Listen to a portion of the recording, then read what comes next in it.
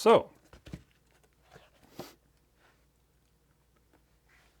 this was started this was started February 9th, 2018. It's shocking how time seems to fly by. But this was the original concept idea behind the Spear and the Stars comic. It was mostly just a LARP. I got this cheap ass sketchbook and I had some Sharpie, the fine point Sharpie pens, and I just was going to, whatever I pulled out of a magic hat was just going to see where it went. So quite a few years before 2018, way back in the Stone Age, a coworker and I got this idea, and so we used email. I would start off with a few paragraphs or a chapter, and I would email him that chapter, and he would take what I left off on that chapter, and he would go off whatever it was. There was no plan, nothing. Whatever it was that he came up with for the following chapter, wherever he left off, I would go off on.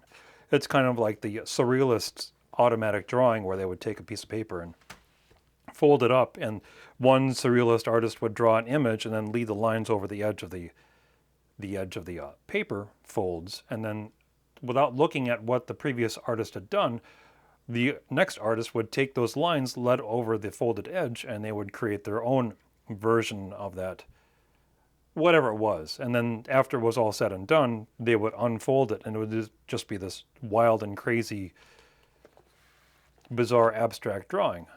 And that's somewhat similar what my coworker and I did with the writing, and turned out to be two novel-sized pieces of fiction. One was a period piece detective noir, and another one was a post-apocalyptic story. Whether or not they will go anywhere, that's tough to say. I've lost contact with him, and I don't think he's too terribly interested otherwise. But that's what this was. Just whatever popped into my head.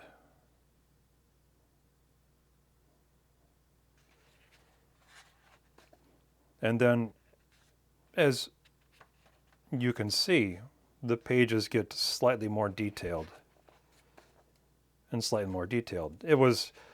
I went to a local restaurant and had a cup of coffee after work every morning when I worked overnights.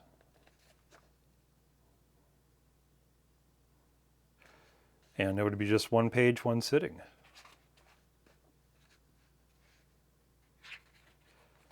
And the story started to evolve, started to take shape.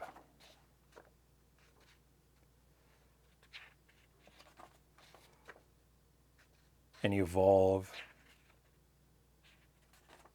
and take shape. And it's kind of goes into the nature of creativity. It's kind of a thing. People plan creative enterprises, and I think they create them too extensively.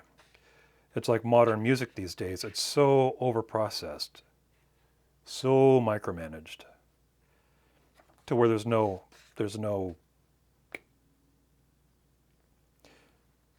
they work it to make it pop so much that there's no pop. They refine it so much that there's so much refinement that whatever makes it a piece of art is no longer a piece of art. There's a level of imperfection that has to be in a piece of artwork to make it more than itself, I suppose. Experimenting there with a zebra ballpoint pen.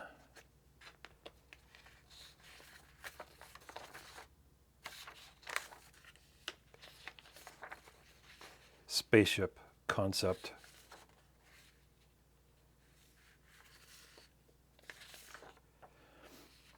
So these main characters, and this is something I've been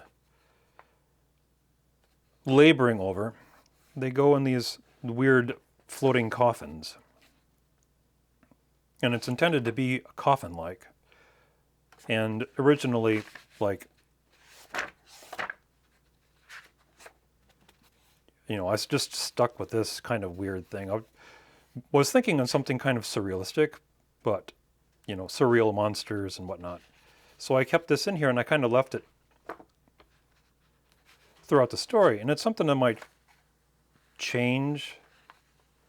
But yeah, was working on how these would go into the body.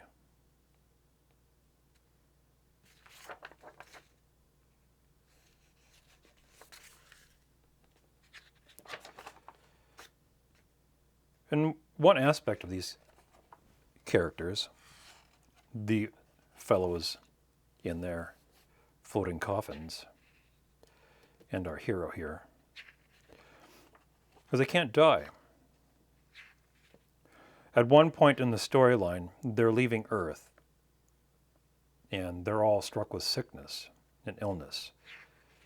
And paraphrase it, a mad scientist finally creates a way to cure them of what ails them, but the after effect is that they don't die. Now,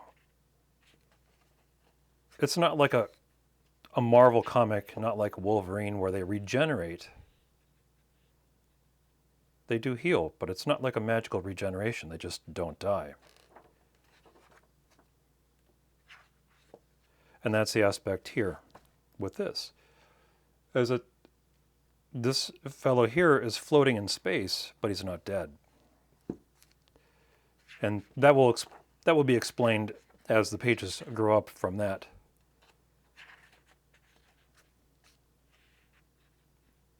And more detail as the story progresses. But yeah, as you see, the detail started to become more pronounced, kind of blindly feeling out details that hadn't been decided yet.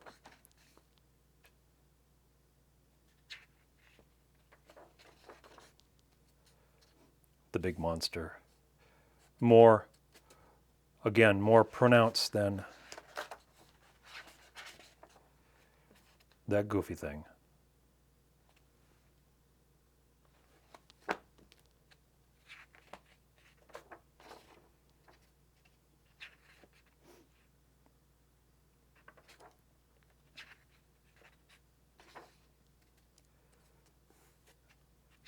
Villains. They're returning to Earth, and Earth has this magical machine that's supposed to give them unlimited power. Unlimited power. That seems to be the ploy all lunatics go after. Unlimited power. And if you're a group of people that no matter what happens to them, they don't die.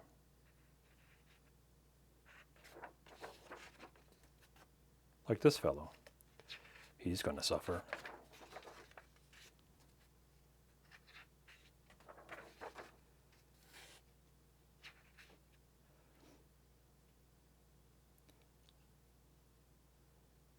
This is Earth.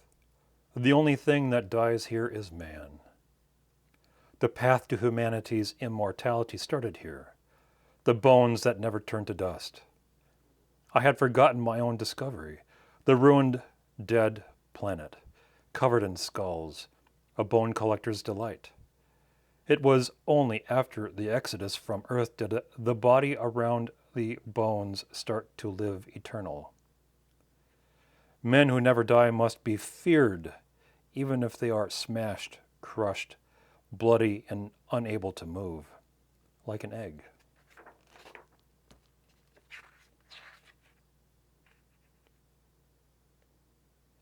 The ancient computer I found drifting had archives of these first creatures. I only read enough to understand they were creations, inventions. Endless data on the nature of the one invention to make these monsters live. None of the data explained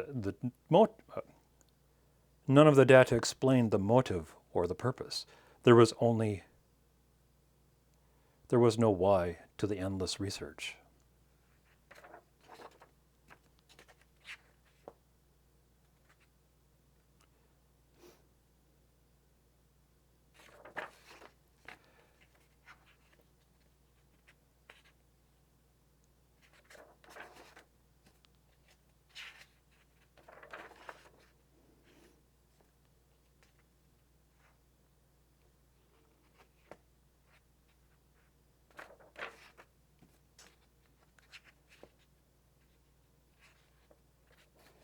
Yeah, some of the detail kind of falls apart. This page is bullshit. Just enough to kind of tag what the storyline was going on. Some of the dialogue. Composition sucks. You go from this, which is pretty neat, to this, which is pretty shit. This would be a good idea if done a little better.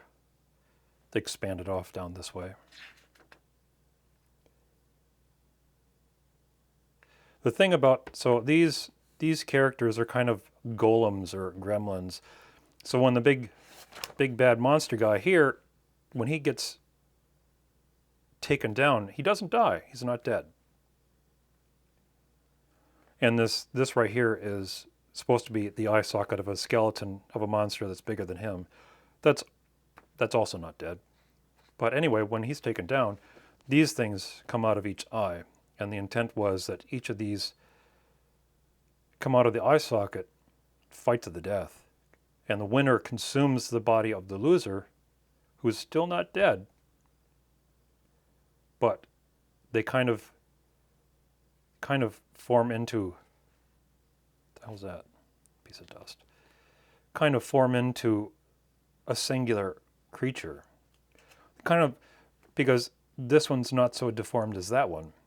You know, it's one of those things where they're born, it's like one total creature that's, when it's born, it's split in half at the point of birth. And it's a combat to the death. So between these two, if the deformed one defeats this one in combat, then its lineage becomes deformity. If the not so deformed one, obviously with the face and all that, the not so much deformed one takes this one in combat, then it's the opposite.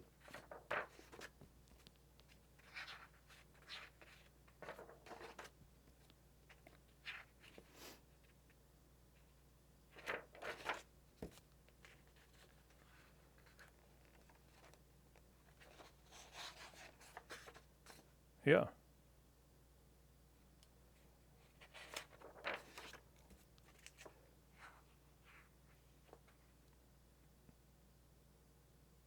So why is it that these characters do what they do?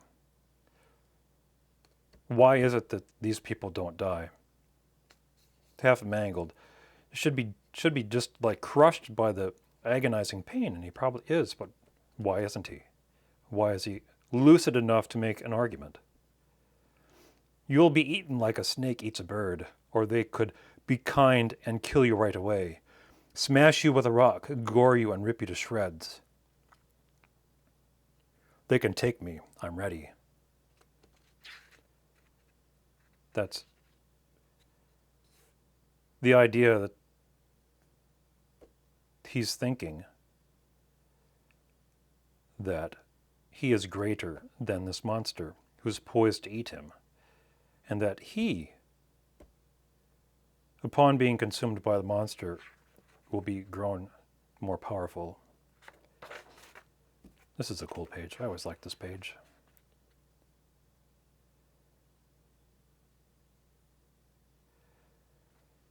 The style is a lot more loose than this more technical stuff.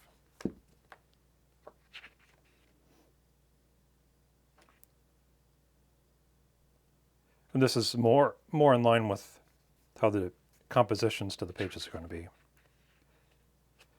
Where the positive space of the outline of the hand that's coming to crush him becomes the outline to a panel. This one's kind of a shitty page. Again, I go from a good page to a shit page. And then this is kind of just putting an anchor down to the background.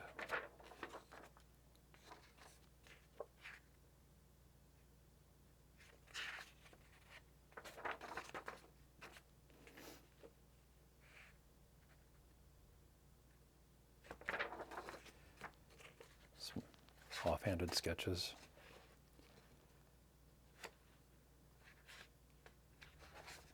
There we go. Getting on to the last few pages.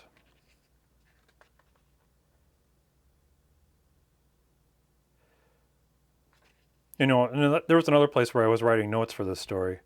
And as you can tell, as the story becomes clearer in the mind, where I plan to go on the story, the characters kind of become more focused, less sketchy.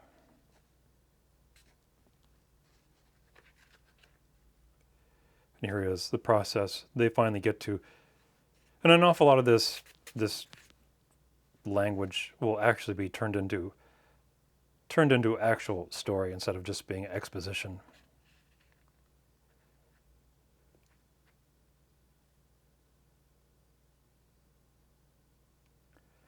More turning the outline of a hand into a negative space so you can use it as a panel and extend it off there for a different panel.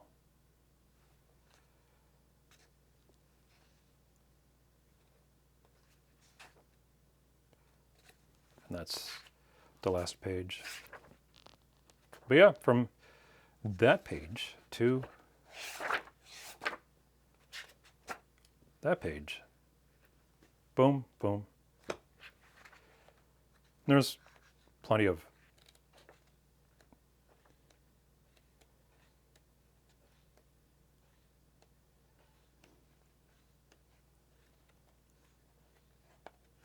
figuring out that. But yeah, that's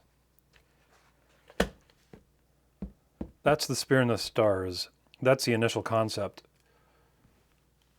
And obviously here, that's page 1, and this is what page 2 is going to be. That's even in focus. Whatever. But yeah, that's that. Let's see if I can.